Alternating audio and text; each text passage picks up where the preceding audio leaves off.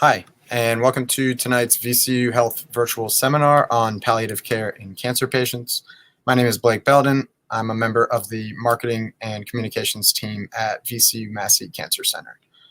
Tonight we are joined by Dr. Danielle Noreika, an expert in pain management and palliative care at VCU Massey Cancer Center. She will discuss how effective palliative care uses a holistic approach to improve the quality of life for cancer patients and provide specialized support for families and caregivers. Before we begin the presentation, I would just like to note that we'll hold any questions until the end. Please feel free to drop any of those questions you might have in the comment section throughout the event, and we'll address those at the end during the Q&A portion. Dr. Noreika is the medical director of Massey's palliative care program and associate clinical professor in the Division of Hematology, Oncology, and Palliative Care at the VCU School of Medicine. She also serves as the program director for the Hospice and Palliative Medicine Fellowship at VCU. She received her medical degree from Drexel University College of Medicine and completed her residency in internal medicine at the Naval Medical Center in Portsmouth, Virginia. After completing her residency, she remained on active duty in the U.S. Navy prior to honorable discharge, after almost 10 years of service in order to pursue fellowship training in hospice and palliative medicine at VCU. Dr. Noreika has published peer-reviewed articles as well as book chapters on palliative care, quality of life, and symptom management. Her areas of focus are applying technology to palliative care and education of the future palliative physician workforce. Thank you, Dr. Noreika, for joining us. I will now turn it over to you. Excellent. Thank you, Blake. Very much appreciated the wonderful introduction. And thank you to all of you for having me. I really appreciate the opportunity to speak with you all tonight a little bit about what I do. I know that palliative is sometimes a word that folks hear and can kind of be a little nervous about. So I really do appreciate my colleagues at Massey giving me an opportunity to tell you a little bit about what our team does and how we can kind of help our oncology colleagues in patient care. Next slide, Charnice. So you know you've picked a good career in medicine when you spend your time defining what it is that you actually do for a living. And again, I think palliative care is a term that a lot of folks hear and are not sure exactly what it means, and that can cause a lot of distress. When we describe it, though, in terms of what we actually do, it tends to be something that is very well received by not only patients, but also their loved ones. So I do have the definition up here, and I do want to highlight just a few things about what we do. First, to know that a lot of times we're actually called supportive care, and that sort of is a nod to what we do in real life.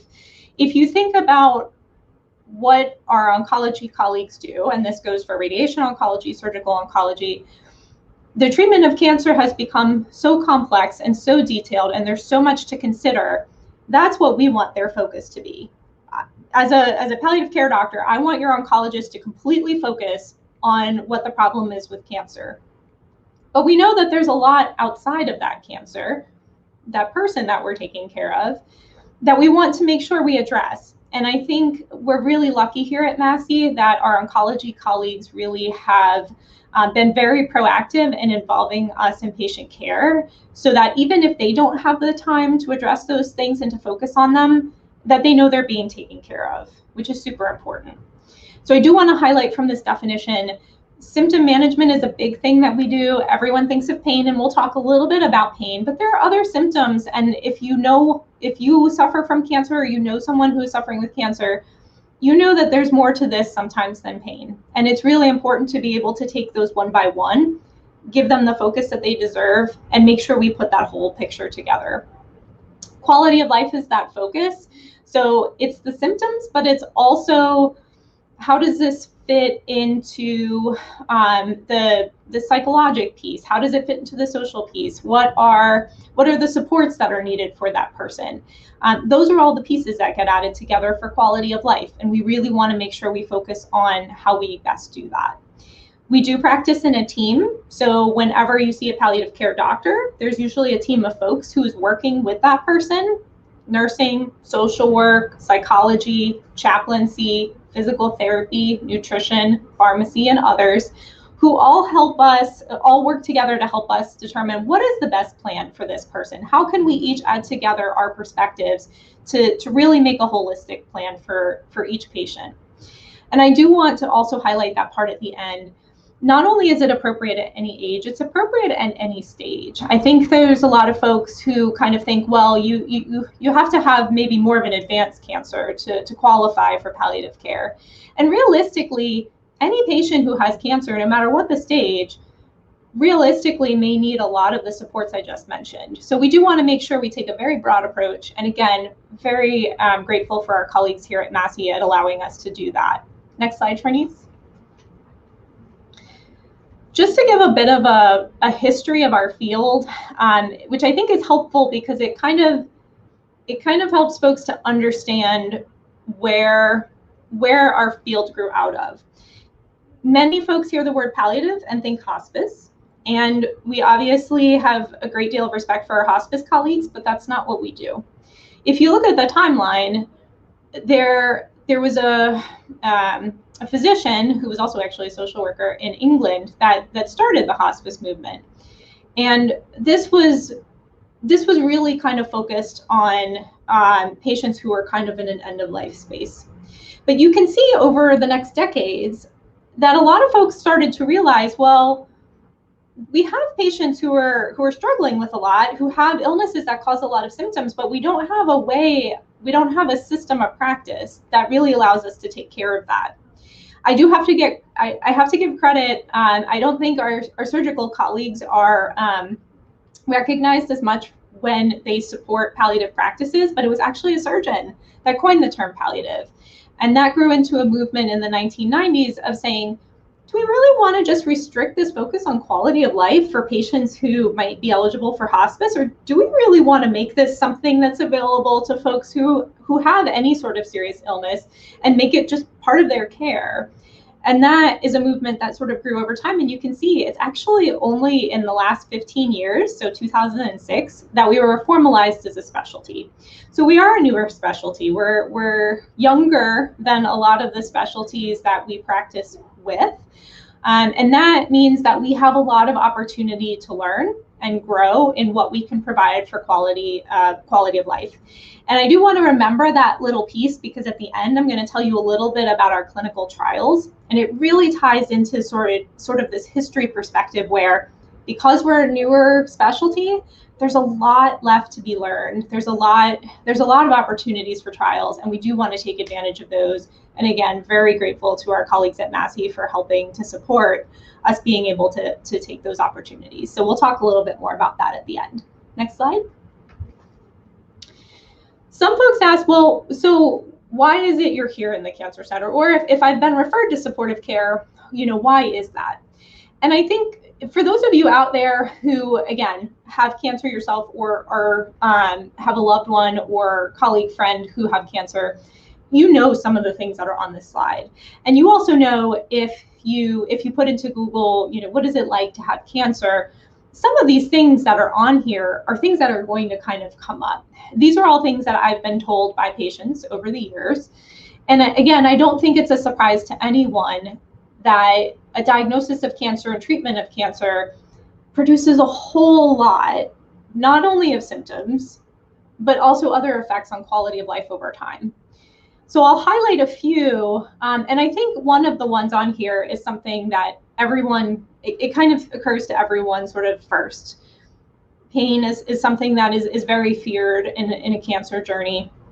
And we certainly have seen patients who are referred to us who were kind of afraid that, what if no one has the solution to my pain? What if no one knows how to get it better?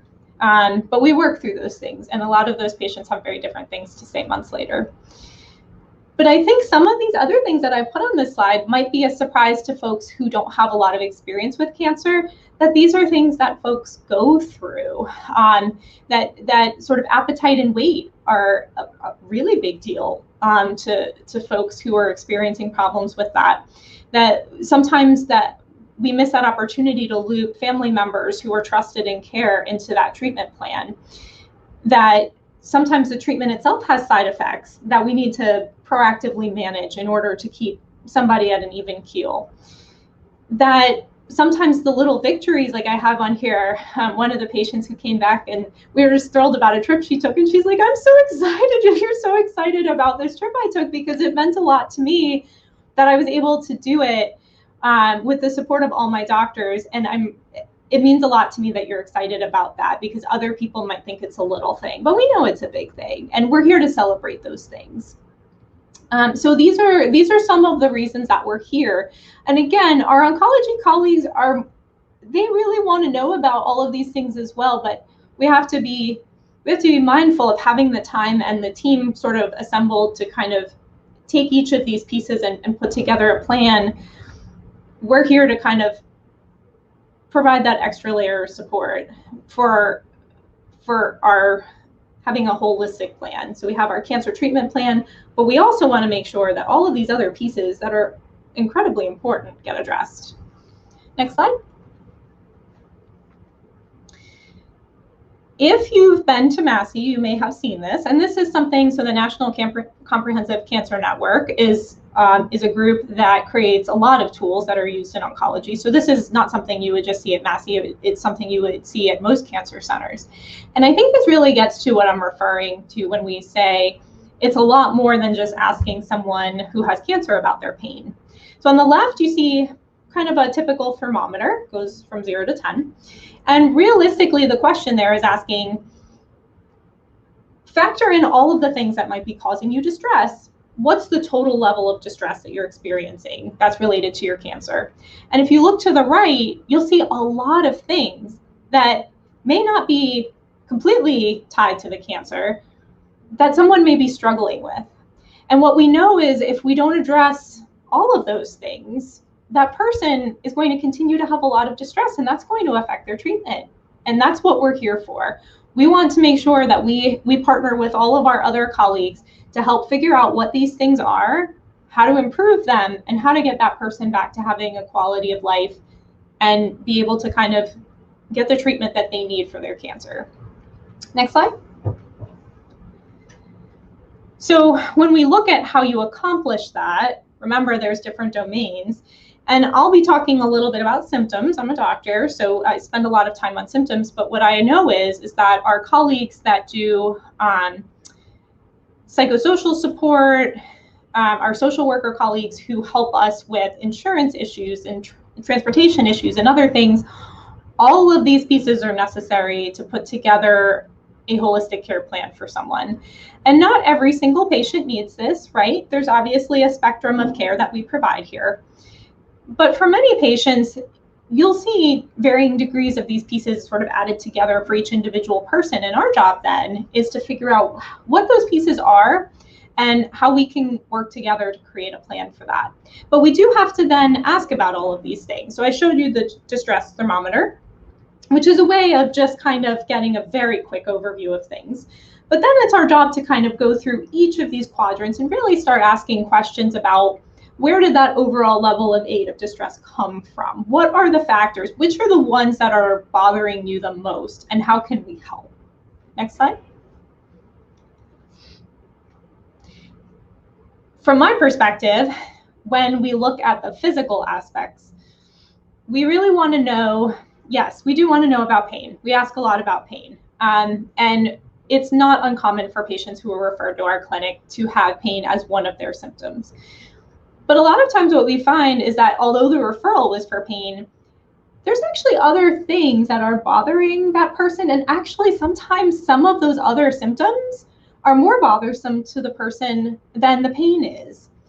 And I think one thing that we all realize, whether you're a doctor or not, is that if you're suffering from a number of the symptoms on this screen in front of you, even if I get your pain somewhat better, you still have a lot going on and you're not going to feel as good as you can. And that's what we're here for, right?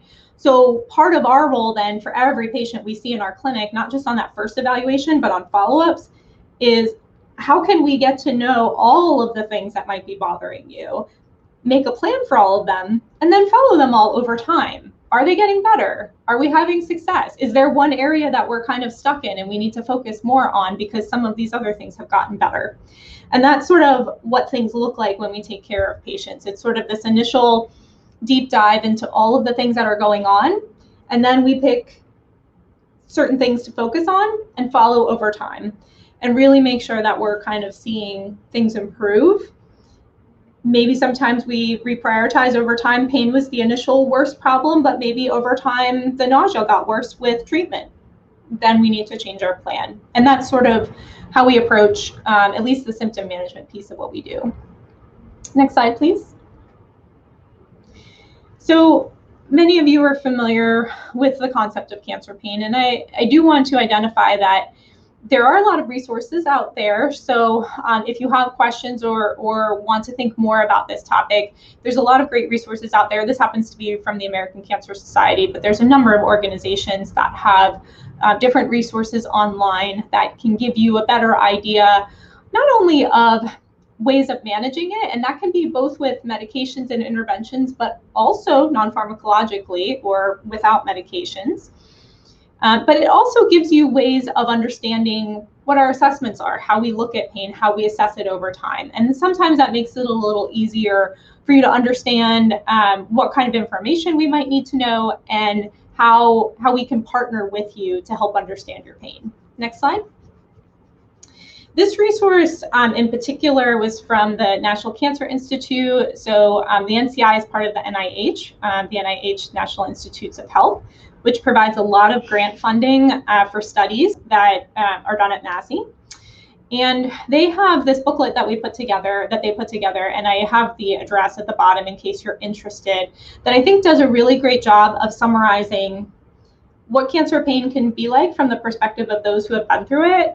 And again, some of the assessments, some of the team members that we engage to kind of help address some of these things. So I think it's a really good resource. We can go to the next slide.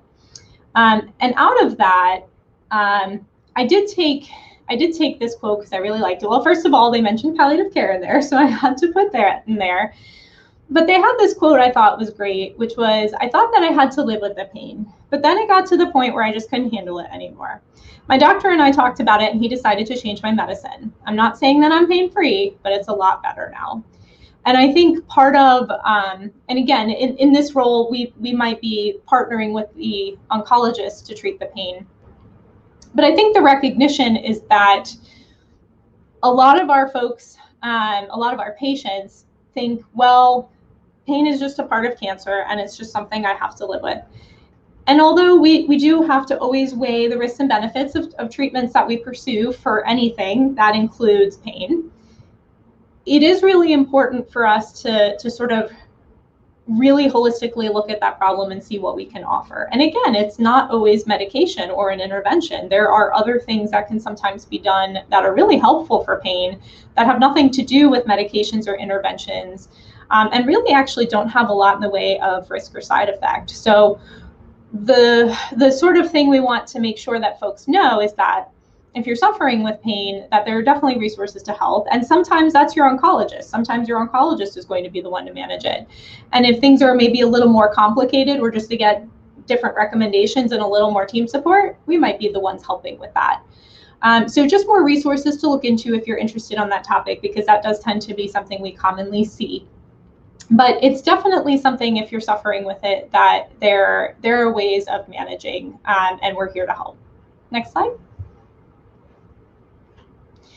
So I have a bit of an example in here, because sometimes when we talk about globally what we do, it's hard to kind of conceptualize what that looks like. So I have an example. I will tell you, though, that this is not an actual real person.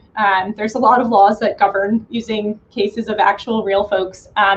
So what this is just sort of a grouping together of characteristics of patients that we generally see. So this isn't one particular person, but it is sort of representative of the folks who get sent in referral to our clinic.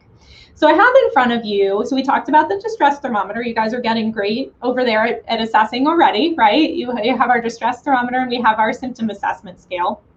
And this is not uncommon, right? So this is not any particular patient, but it's not uncommon that the folks that are referred to us tend to be having higher levels of distress.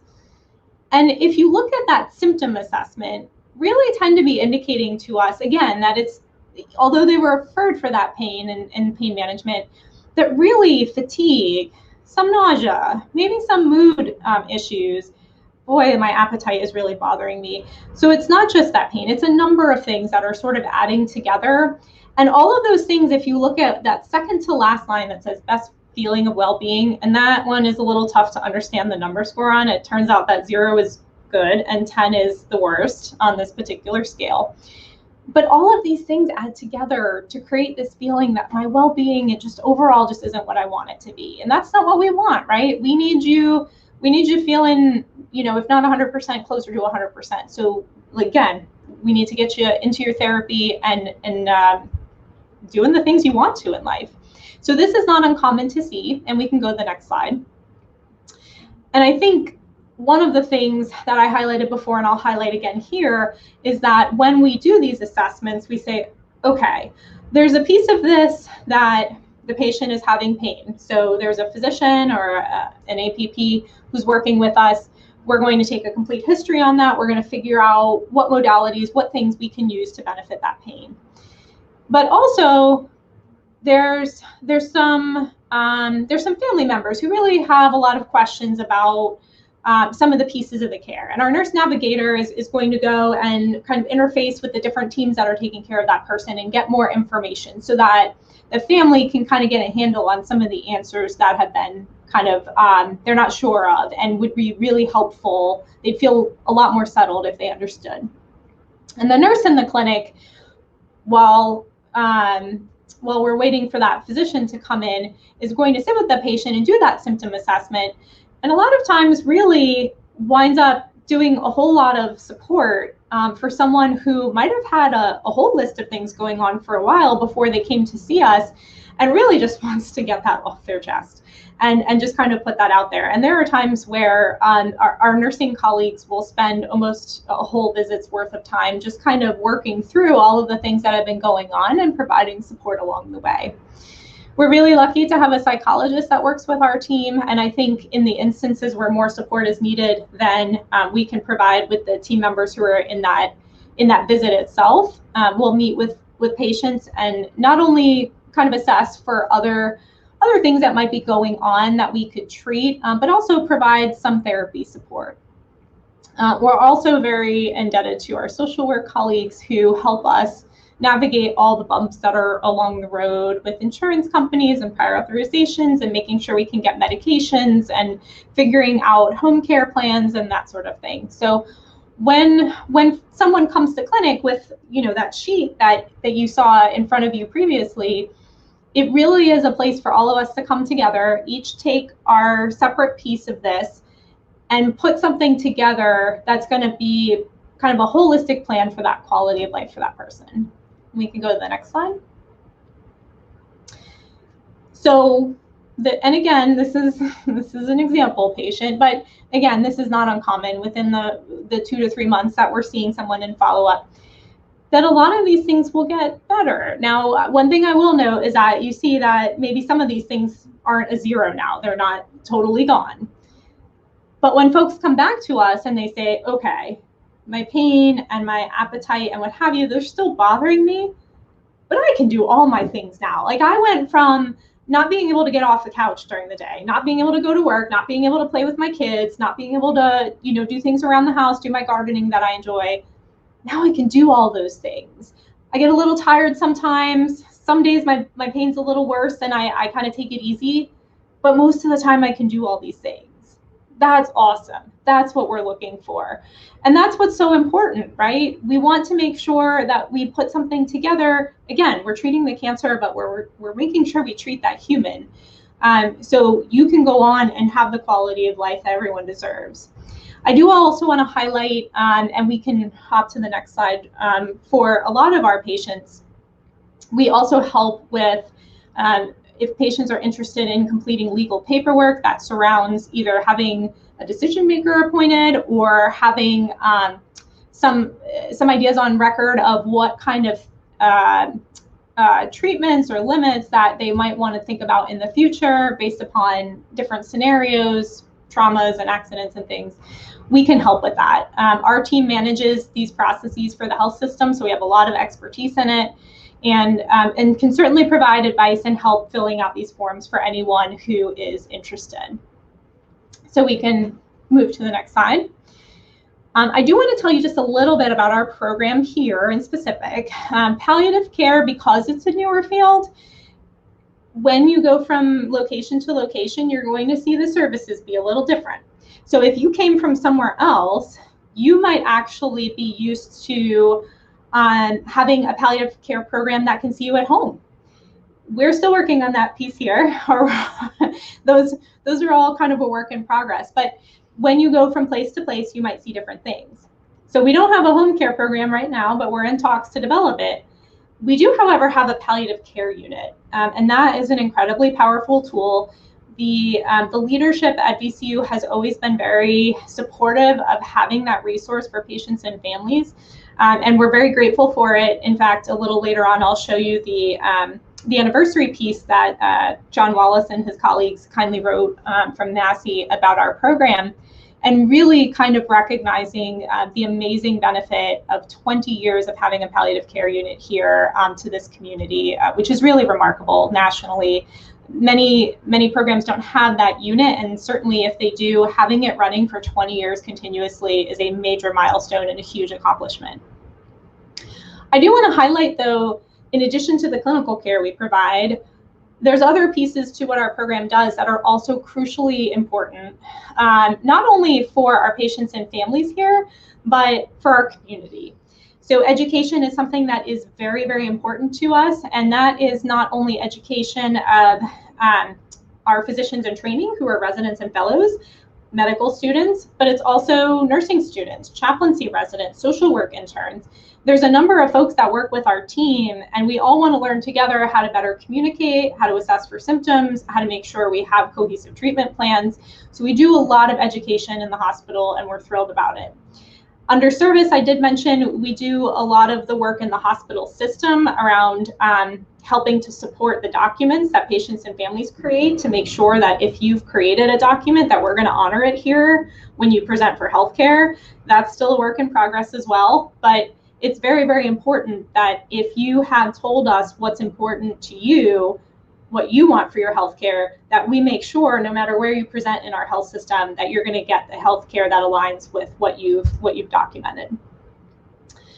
I do also have listed on there research. Apparently I've also listed education twice. It's really important to us. Research is something I'm going to talk a little bit about here as we close up in our last few minutes, because I do want to make sure we leave time for questions. When I told you at the beginning that our field is newer than other fields, it is sometimes less likely for us to have that sort of solid foundation of research that you've come to expect in oncology. Oncology is so rich with research, not only in kind of treatment protocols, but in also how you approach diagnosing and how the teams work together. Part of the reason we're so grateful here to be part of Massey is because Massey really pushes everyone who is here to be excited and dedicated about how we get to the future. And we can go to the next slide here. And part of that, as we've had our journey, and this was the article that Massey kindly kind of highlighted some of the work we've been doing, and then we'll talk a little bit about our future work, is sort of that focus on, okay, you're providing great clinical care for our patients, and that's wonderful. But what about the future? What are other things we could be doing? What are the things that haven't been asked about that we should be? And there's so many of them in our field. There's so many opportunities, and we're really grateful to our partners in Massey that, this is an article that's partially about some of the studies I'm going to talk about. But there's more projects that we have coming online, and we're super grateful to our Massey colleagues for supporting the work that we do so we can better explore some of these quality of life pieces. We can go to the next slide. So when we look at this quality of life piece for cancer patients, our colleagues in oncology are working on having all of the studies to look at, again, treatment protocols and chemotherapy regimens that might be the most effective, the next treatment out there that we don't even know about yet for cancer. Our role here and the support that we're given from Massey is making sure what are the symptoms that are really most bothersome to our patients? Do we have solutions to them? What medications can we use? Are there other solutions besides medications that we can use? So we're really being asked to explore, not only can we use what we know about making quality of life better right now, but how do we push the boundaries? How do we figure out what the next thing is going to be that could actually make things even better for our patients? So I have some examples here and we'll walk through them in the last few minutes. But there's a lot of what ifs here. What if we could use technology to help manage symptoms? What does that look like? How do we explore that? What if we knew the best way to manage one of the most challenging syndromes we see in our inpatients in the hospital? What if we had better ways of managing fatigue? Fatigue is a really tricky symptom. What if we had something we could offer to some populations of our patients? What if the struggles with appetite that a lot of folks experience and is super frustrating and really upsetting to families, what if we had better ways of approaching that? Next slide. This is, I know this is a bit of a messy slide, but there was so much fun about this pilot study that we did. So this was a study done in conjunction with the VCU School of Arts. Dr. Ryu, who's there, is one of the arts professors and specializes in avatar and kinetic motion imaging. And she was able to create a program for us, and you can see it on the screen in the middle there, what the avatar looks like and the different backgrounds that she made. And she partnered with us in the clinic setting to be able to bring this avatar intervention in, just to sort of see, first of all, feasibility. Can we actually do this in the clinic setting? Can folks actually put on all the sensors? You see them lit up in green on one of her students who's helping us walk through this. And does it make people feel better? Are there things that that would improve about quality of life based on this? This was a small pilot. It was incredibly well received. Most of the patients who were in it asked if they could do it again, which unfortunately we haven't been able to do yet, but hopefully we'll get there. Obviously you see the publications, but it also won an award internationally for arts and healthcare. So we're hoping to create a larger pilot to really kind of explore, if we think this is something that's feasible to do, how do we get this to be able to be offered, and what symptoms might it be helpful for? So really looking forward to future studies in this. I'm very grateful to the folks who helped us pilot this out and explore whether or not we could feasibly do this. Next slide. And this is a quote from, again, it's actually from various families, pieces of it. When folks are in the hospital, sometimes there's a syndrome called delirium, where it's really hard for folks to be able to think and process and focus. And one thing that we know about this is that there are certain instances where we don't have a lot of guidance on how to treat it. And not only is that really hard then for the patient, but obviously there are loved ones who are sitting there completely helpless on how to take care of their loved one, how to get their loved one back to being able to think clearly and interact and not be agitated. We can go to the next slide. This study was developed in partnership with MD Anderson. I wish Dr. Del Fabro was here tonight. He was supposed to be, but then his plans changed a little bit. He's much more exciting than I am. But he's the principal investigator here for VCU on this study. I have the schema on the right. I wouldn't focus too much on that, except to say that this is a pretty complex study, and I'm really proud of our Massey colleagues for the support they gave to be able to open it here, as well as our unit staff who have been helping us to run this study. Because it really is helping us to learn more about how do we manage this best, and what medications are the best answer for this, and how are we going to use this information for the future. Also grateful to the families and patients who have been a part of this study over time. It's probably going to be about another year or so, and then we'll take our data and MD Anderson's data, and there's an additional site, and really be able to say a lot more on this topic than anybody actually has been able to. I will say that NIH, so you see them at the bottom, their funding is sometimes very hard to get for quality of life type of studies, and we're we're really blessed that Dr. Del Fabro is here and partnered with folks at MD Anderson to be able to kind of create the partnerships that allow for studies like this. Next slide, please.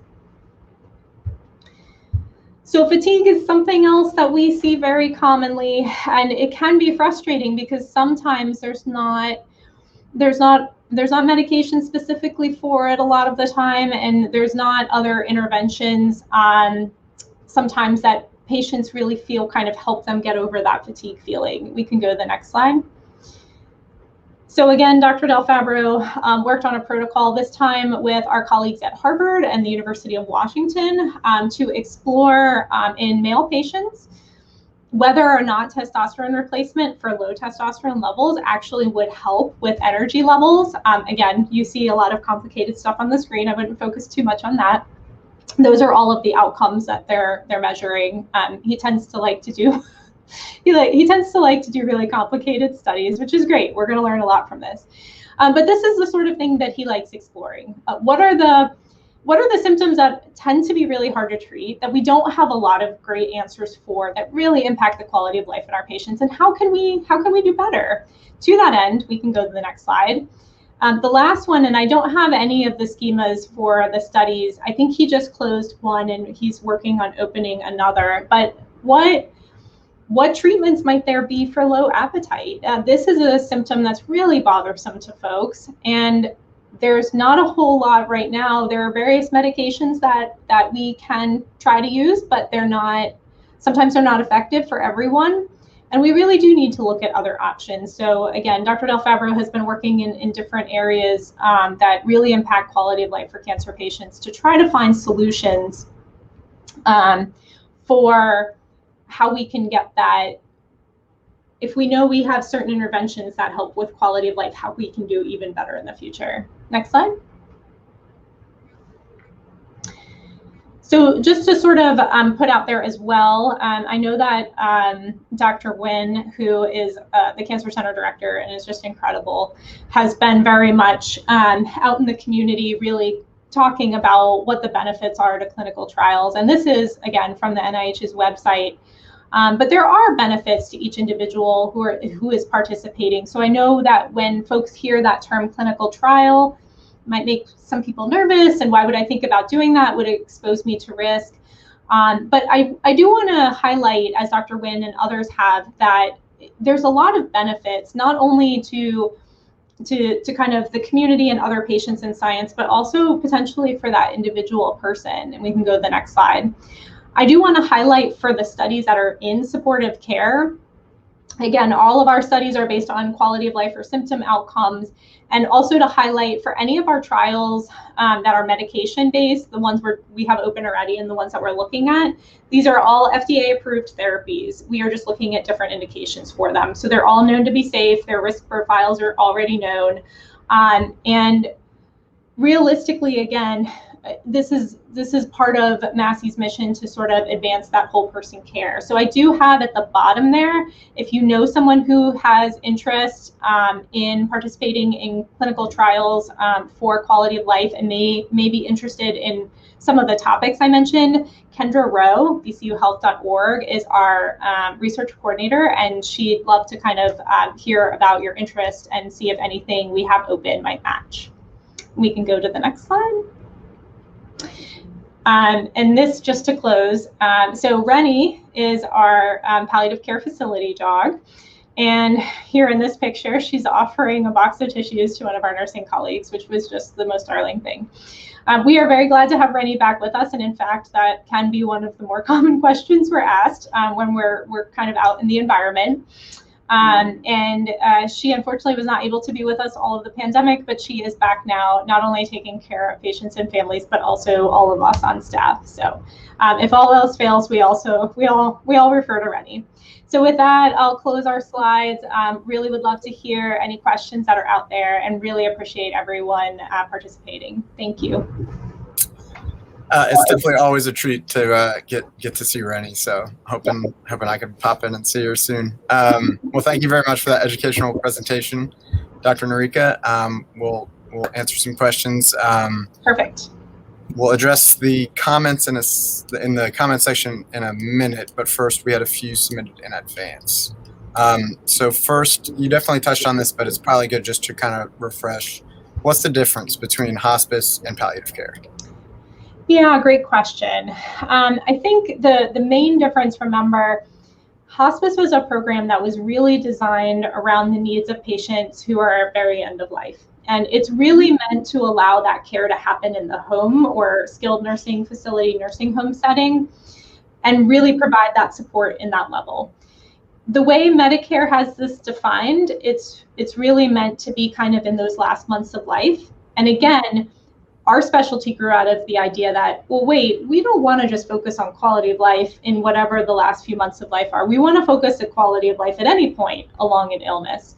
So we are free and welcome and paid by insurances to take care of patients at any point along their course. And I think it's really important to kind of know that distinction. We have definitely had patients who did not access palliative care because they didn't understand there was that difference. They thought they might be withheld from therapy or wouldn't get their treatments or other things. None of that happens. We partner all the time with our oncology colleagues. We work as a team to, again, take care of that whole person. So really here to be kind of a support whenever we can be helpful. Okay. So, I mean, you've definitely touched on this too, but what does a palliative doctor do that's different from what my other doctors do? Yeah, that's a great question. And I think one of the things we very much realize is that our patients will sometimes tell us, well, gosh, I have an appointment with my oncology doctor, and then I have radiation treatments, and then I have to go for separate treatments in the infusion center. And there's a lot of appointments now. We absolutely realize that. I think, and a lot of times in recognition of that, we'll really try to work our schedule around times you might already be there, because we get it. There's a lot of burdens to being able to keep up with cancer treatment.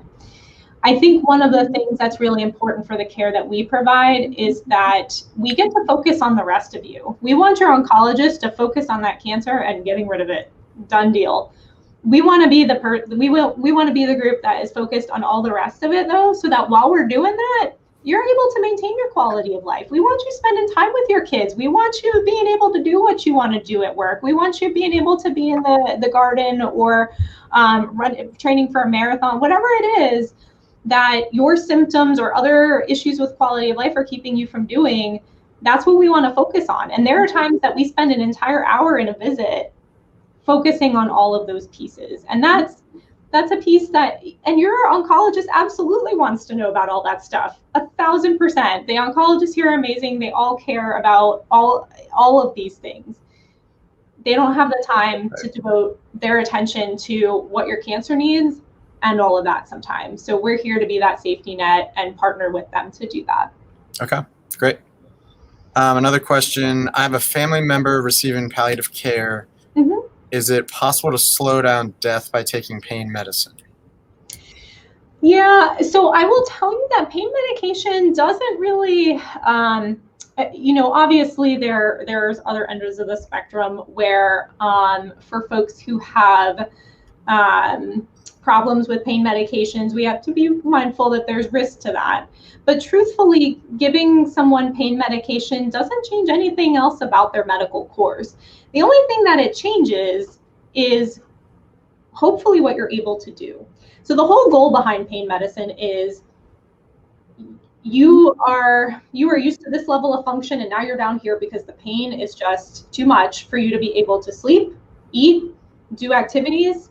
That's not going to be conducive to you getting the treatment you need. So our goal with the pain medications is to give whatever it is. And again, I'm saying pain medications, it's usually a whole plan that includes other non-medication therapies. But our goal is to give you enough to get you to a point where you can do the things you want to. Pain is still there, tolerable, okay? But the pain medicines themselves don't change anything else about your medical course or care. Okay. Good question.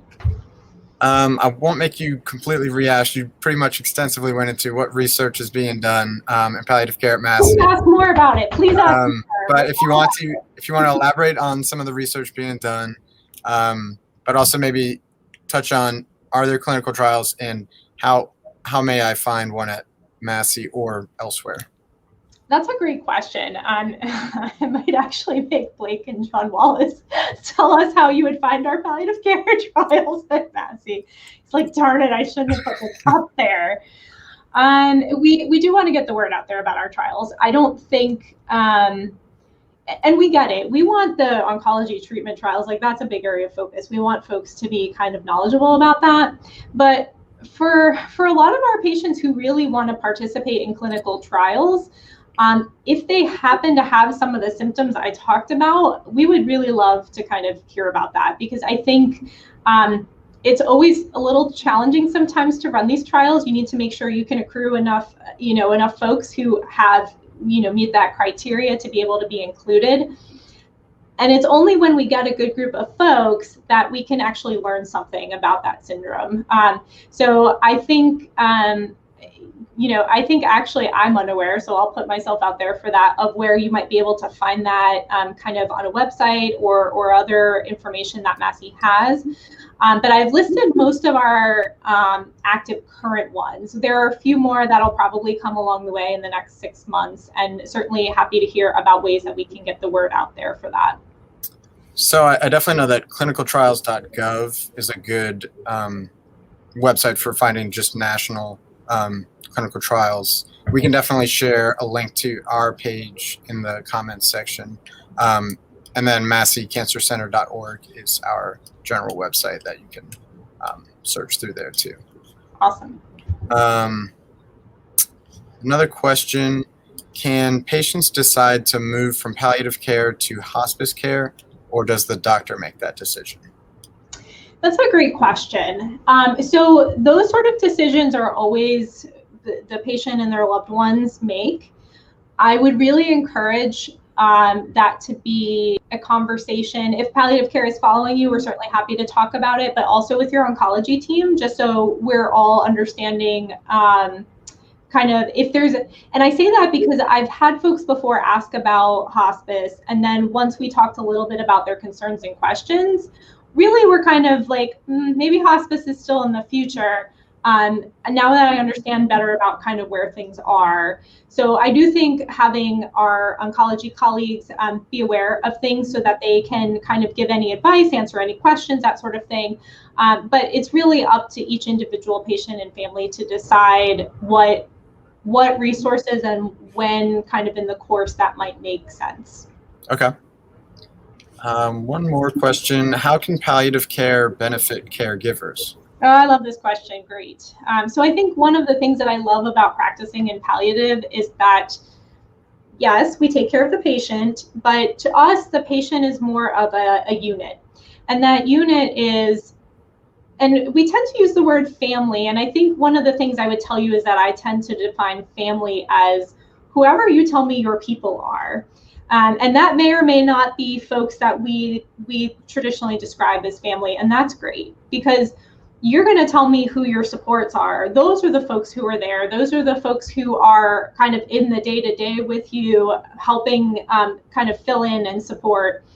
And we want to make sure that we, and again, the patient is the boss, right? So we will involve folks as you allow, but we do want those folks to be part of whoever that support team and network is for you. We want them to be a part, certainly, of whatever we're discussing as far as care plan, but we also want to know how we can partner with them to help improve the quality of life. A lot of times caregivers are, and a lot of times when we have patients even on our unit, I'll thank the folks who are at the bedside, because they now are partnering with us to help take care of their loved one, right?